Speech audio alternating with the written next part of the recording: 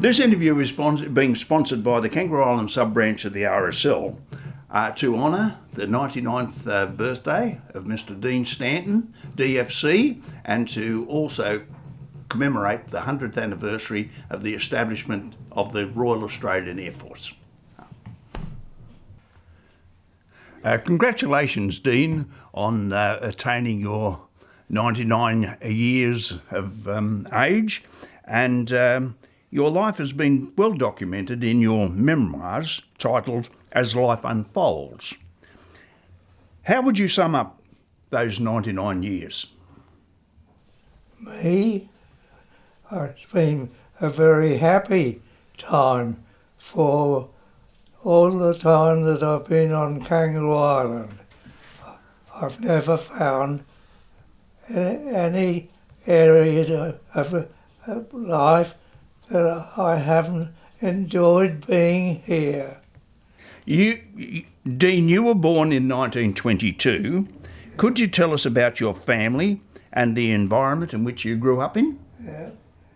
I was born 22 in a hospital in Bulleridge Centre, and then lived with my family for the last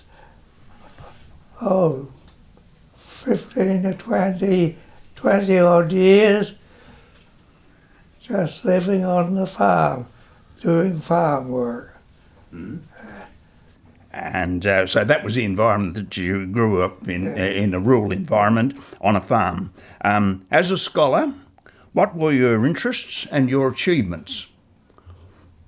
Just the fact that I was able to carry out whatever I had to do as a student. What were some of your interests? Were you interested in sport, or were you interested in academic pursuits? Yes, I was interested in all sports, and football, cricket, all of them. Did you achieve awards, and did you receive, what honours did you achieve? I did receive awards. Maybe got some of them in there. As a youth, what was your ambition for life? What did you wish to attain? Just to continue living the same as I was before. Is that a good answer? Yes. Well, that's fine. So, did you have any interest in aviation? Because aviation would have been in its infancy in those years. I did have. I made mock aeroplanes and built them up and got them so they would fly. And that was my main interest in life in those days, was Air Force. Yeah, wonderful. And so you really had that burning desire to be involved in aviation. Yeah. But yet your career choice after leaving school was to join the banks, and you were employed by the banks. Yeah. What was that like?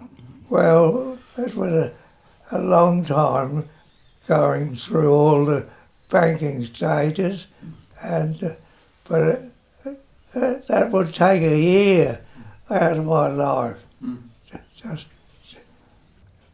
What inspired you to enlist and serve in the RAF? Serve in the Air Force. What was your... Well, it was a great interest, and I wanted to serve in the Air Force and fly planes. Yeah. And you achieved that objective with some degree of distinction. You progressed from your initial training, which I understand was at Victor Harbour, in Tiger Moss DH-82s.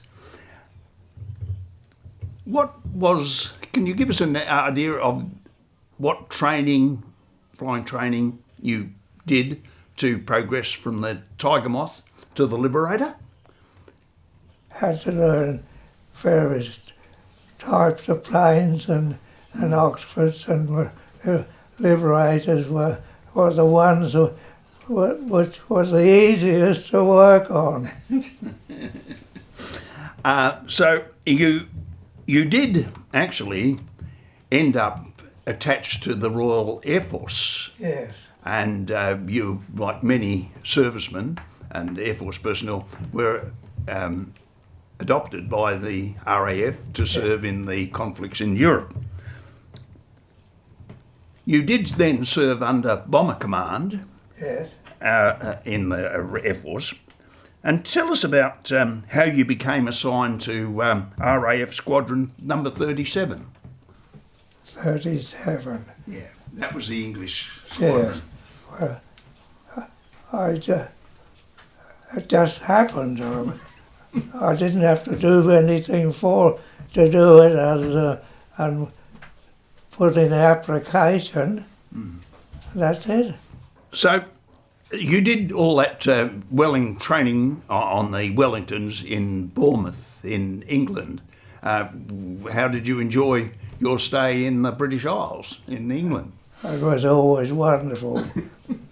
lots of girls. They used to think that Australia was something out of this world. So we had a good time. It appears as if you certainly did from what you've recorded in your book, As Life Unfolds. As a pilot in command, I found it rather interesting that you were able, when your squadron was being formed and your wing was being formed, you were able to select your crew. Yes. And tell us about the process. Well, I selected my navigator first. I selected Frank Hinselwood as my navigator, and once I selected him, the two of us then selected our bomb aim, I think. No, that's at the end. Right. Well, you selected the crew, and one of your navigators. The reason why you selected them was because some of them were Australians. Yes. Well, some was only one was an Australian bomber, night fighter, and then the other was they were English crew. Yeah, and I can't think of the ones. Right. Well, you had a very long friendship with Frank and your navigator, and of course he distinguished himself as a bureaucrat in the end. And that was just one of those things you couldn't give up on Frank. Yes. Yeah.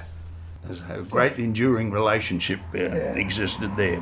You were introduced into combat in Italy. You were serving in Italy. Yeah. What was the nature of your missions? Mostly bombing areas of small towns, and I really don't know what the nature was other than just around certain areas. Yeah, you spent a lot of hours on missions. If I remember rightly, there was something like 200 hours, operational mission hours you served. All done at night time.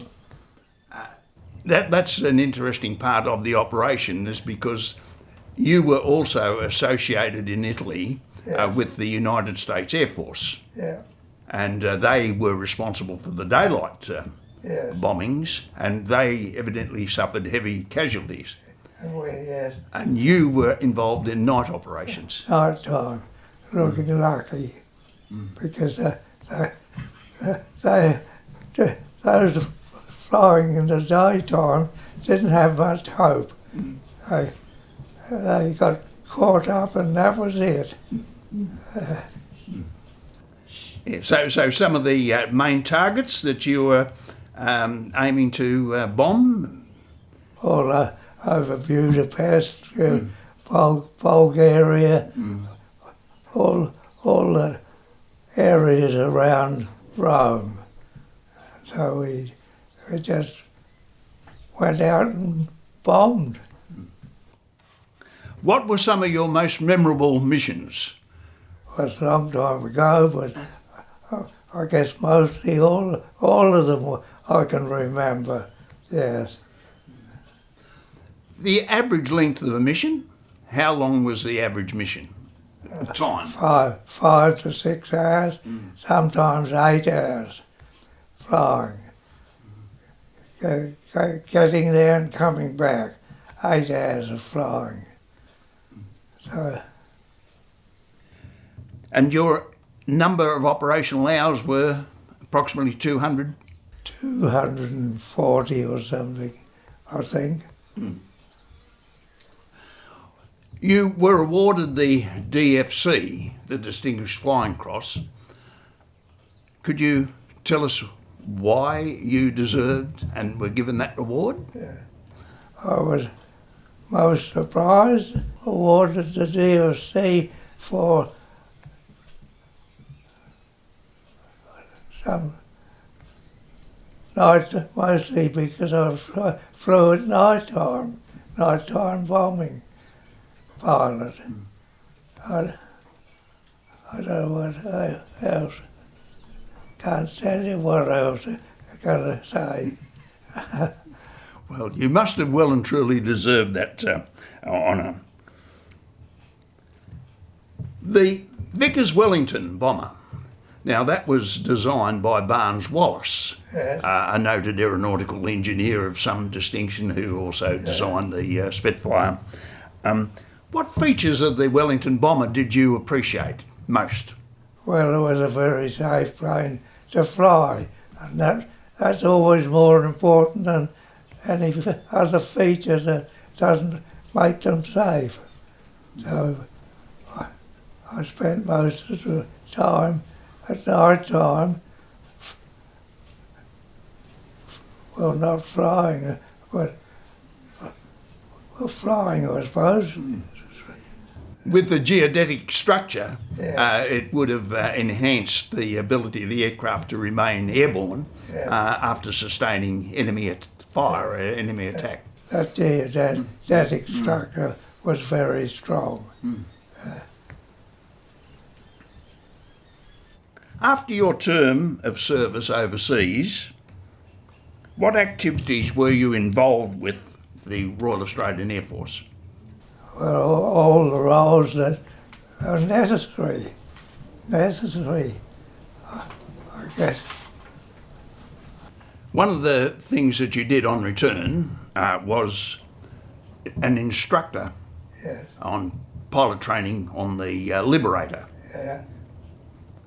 After flying the Wellington, what did you think of the Liberator? Well, totally different plane, different way of flying. One was in the air, had to do all the adjustments in the air, but on the when you got back here, you could do it all on the ground. And it was just I don't know.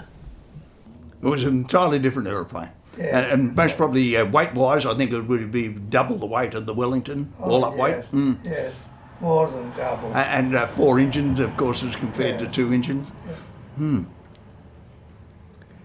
You did some interesting trips in Liberators, evacuating ex-prisoners of war Yes. from Manila. Could you tell us about that exercise?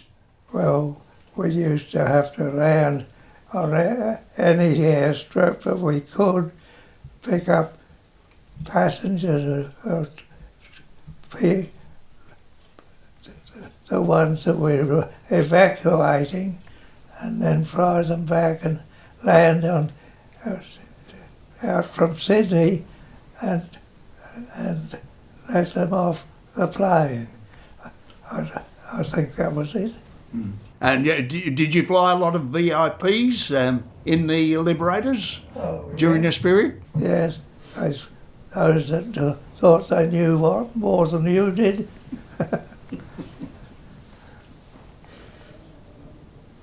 You were discharged in 1946. What were your options? Airlines or banks? Well, I didn't really know what I wanted. Airline, I think, was my main aim. And I tried to get up in the air rather than on the ground. But you didn't pursue the career that was available with the airlines like Enlist or TAA. You didn't pursue that. I think I started to.